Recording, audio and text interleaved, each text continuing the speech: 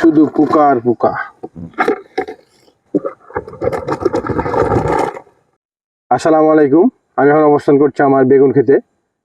আমি আপনাদেরকে অনেক মানুষের প্রতিবেদন উপহার দিয়েছি, তো আজকে আমার বেগুন খেতে এসেছি এবং আমার বেগুন ক্ষেতের বেগুন আজকে তুলবো এবং কয় টাকা বিক্রি করছি তা আপনাদের মাঝে শেয়ার করব। বেগুনে দেখতে পাচ্ছি অনেক পোকা লেগেছে, তাই আজকে তুলবো, তোলার পরে বেগুনে বীজ দিব। তো আমি বেগুন তুলে আপনাদেরকে আসলে জানার চেষ্টা করব।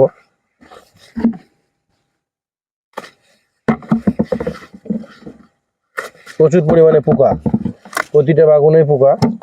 আজকে লস প্রজেক্ট। যাই হোক, পোকাগুলো পুরোটাই তুলে ফেলতে হবে। তুলে ফেলার পরে কীটনাশক স্প্রে করতে হবে। কি কীটনাশক স্প্রে করছি বা রেজাল্ট কি সবকিছু আপনাদের মাঝে শেয়ার করব। এখন থেকে প্রতিনিয়ত আমার ক্ষেতের আপনারা ভিডিও পেতে থাকবেন।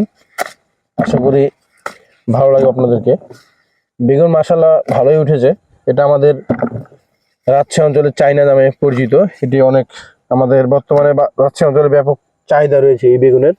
দামও মাশাআল্লাহ অনেক ভালো এবং মার্কেটে প্রথমে এই বাগুনটা আসলে বিক্রি হয়ে যায় এমন চাহিদা আর কি। সব মিলিয়ে খেতে অনেক সুস্বাদু এই বাগুনটা। আমার এটা জমির পরিমাণ হচ্ছে প্রায় 5 কাঠা। এখানে গাছ আছে প্রায় 900টা। আমি 900টা গাছ রোপণ করেছিলাম। এর আগে প্রথম বেগুন বিক্রি করেছি 1 সপ্তাহ আগে 260 টাকার মাত্র। তো আজকে খুব একটা বেশি হবে না, তার কারণ হচ্ছে যে অনেক পোকা। তারপরে কয় টাকা বিক্রি করি তা আপনাদের মাঝে শেয়ার করব।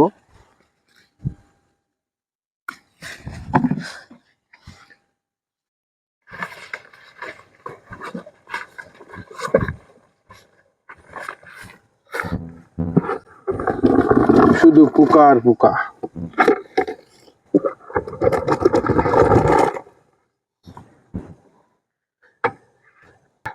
বাছাই করা হবে।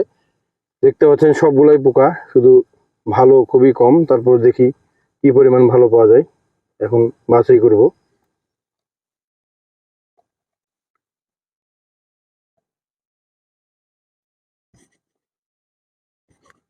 সবই পোকা। অল্প পরিসরে হয়তো ভালো পাওয়া যাবে, একেবারে সামান্য।